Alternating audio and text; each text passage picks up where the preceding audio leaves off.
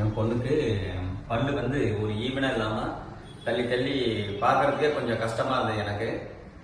இப்போ டாக்டர் பார்வதி வந்து போன வருஷம் மே மாதம் வந்து பார்த்தேன்.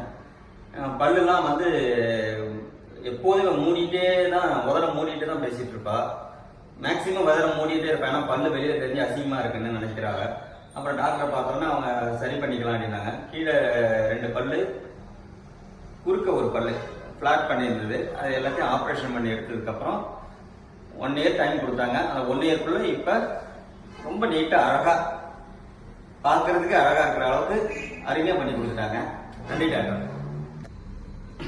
என் பொண்ணுக்கு பல்லு வந்து ஒரு ஈவனாக இல்லாமல் தள்ளி தள்ளி பார்க்கறதுக்கே கொஞ்சம் கஷ்டமாக இருந்தது எனக்கு. இப்போ டாக்டர் பார்வதி வந்து போன வருஷம் மே மாதம் வந்து பார்த்தேன். பல்லுலாம் வந்து எப்போதுமே மூடிட்டே தான், உதர மூடிட்டு தான் பேசிகிட்டு இருப்பா. மேக்சிமம் உதர மூடிட்டே இருப்பேன். ஏன்னா பல்லு வெளியில் தெரிஞ்சு அசிங்கமாக இருக்குன்னு நினைக்கிறாங்க. அப்புறம் டாக்டரை பார்த்தோன்னா அவங்க சரி பண்ணிக்கலாம் அப்படின்னாங்க. கீழே 2 பல்லு, குறுக்க ஒரு பல்லு ஃப்ளாட் பண்ணியிருந்தது. அது எல்லாத்தையும் ஆப்ரேஷன் பண்ணி எடுத்ததுக்கப்புறம் 1 இயர் டைம் கொடுத்தாங்க. அந்த 1 இயர்க்குள்ள இப்போ ரொம்ப நீட்டாக அழகாக பார்க்கறதுக்கு அழகாக இருக்கிற அளவுக்கு அருமையாக பண்ணி கொடுத்துட்டாங்க. நன்றி டாக்டர்.